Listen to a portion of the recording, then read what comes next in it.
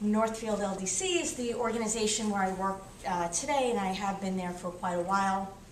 It's an organization that grew out of the Port Richmond Board of Trade. Port Richmond Board of Trade was established back in the 1920s, and then in the late 1970s, the Board of Trade took advantage of some legislation that was passed that enabled organizations to be, local development corporations to be organized to bring resources to the community. So today, Northfield LDC continues to bring resources to the business community and also to the residential community.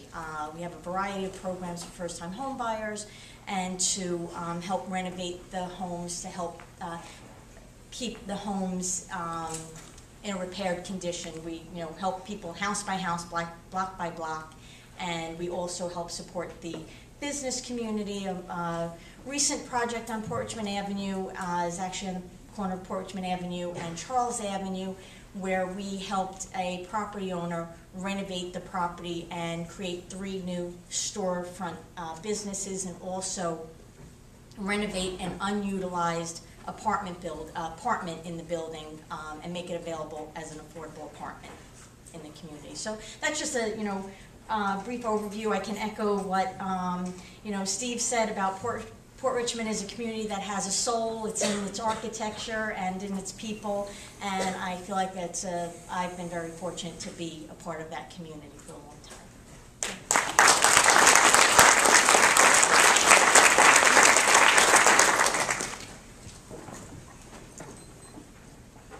Okay, so this is just a brief introduction to Port Richmond, past and present. I think what's really important is to hear a little from the students, from all of you, about what we can give you today as a resource as you go on to do projects in the community.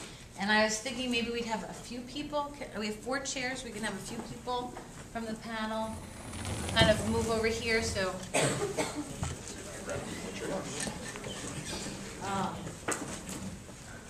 I think we need one more.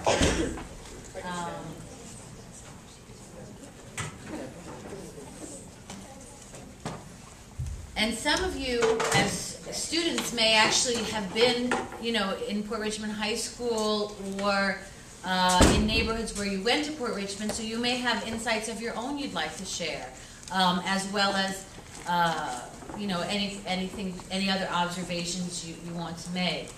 The most recent news about Port Richmond, as I think Steve alluded to, it has been largely negative. There was just a youth radio show about what it meant to be a teenager of Mexican descent in Port Richmond, and how it was kind of scary because there have been a number of attacks that the police have labeled hate crimes, and others in the community, most prominently the president of the NAACP, have said there aren't hate crimes, they're just crimes of opportunity.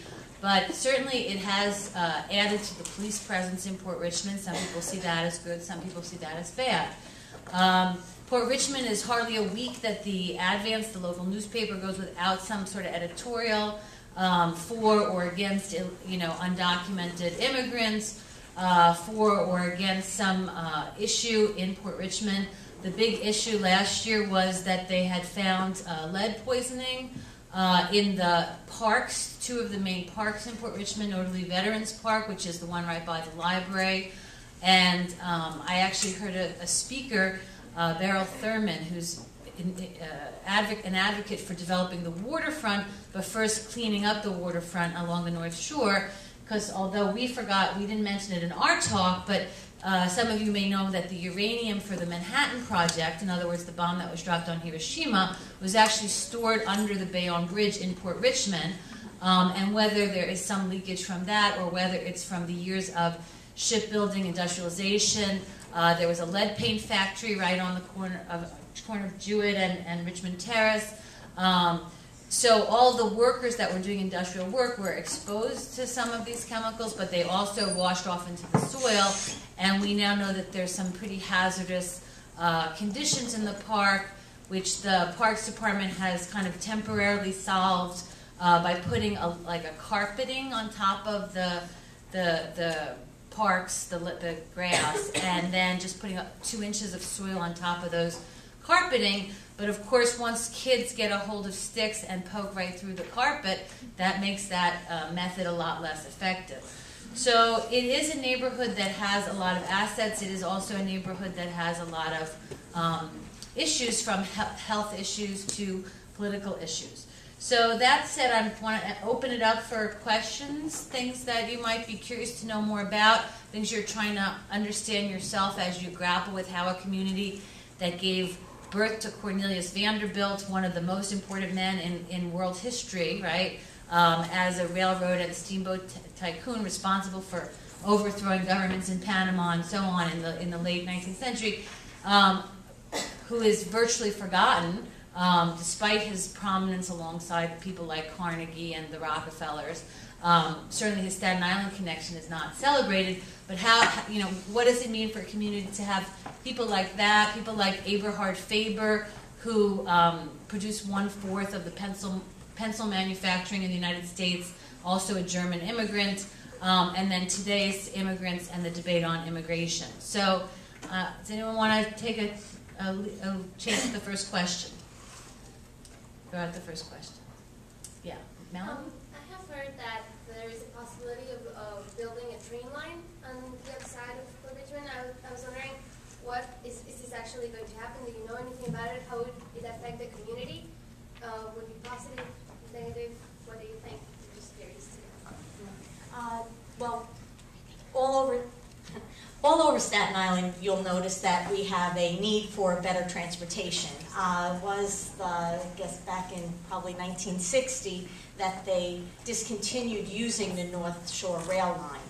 And for at least a handful of years now, there have been studies that are required. It's my understanding that there are 3 studies that have to be done before we can actually get to reusing or reopening that rail line. And we've completed, I believe, 1 study, and another study is in progress, and in order to get the federal funds. It may very well be that they put the rail service back, or they may go ahead and just use the rail line, the area, for a bus that wouldn't have to then contend with the traffic. It's yet to be determined. There's been some deterioration at the waterfront that might make it a little difficult and very expensive to put the rail back.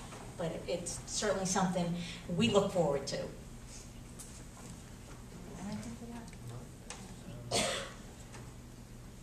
I just wanted to give the date that the rail line actually closed in 1953. The ferry, I think, ran to 1961, the ferry to Bayonne. So there's also some professors at the College of Staten Island, John Peters in particular, who's done a study and documented that Staten Islanders, that you need only about something like 20 feet of rail line to connect to the Jersey path line.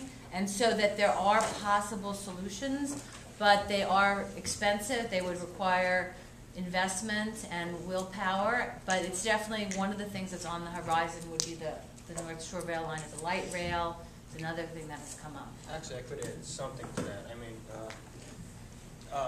economically, it's going to be the push, I believe. It's not going to be for the people of Port Richmond because it doesn't seem like we're too cared about. But economically, it's going to be more viable now with the waterfront developing and everything. And like when the line ended, I don't know how many years it was actually it was a freight line past where it was a passenger line, because it was a pretty big window there where people were using it for transportation. Then it stopped and it was only done for rail. So hopefully, if that's the way we get back into it first, that the economics of it works, and then all these people will come out of the woodwork to help us, and then hopefully they'll do something for the community, because then it would connect us to the whole eastern seaboard with the path connection and that. I just wanted to add also, it is such a beautiful area. If it was developed, like we've seen other developments in the city, this is a community that lacks of those type of spaces. And I don't know if you guys been to Faber Park, but Faber Park is the clear example of how beautiful these parks by the water can be.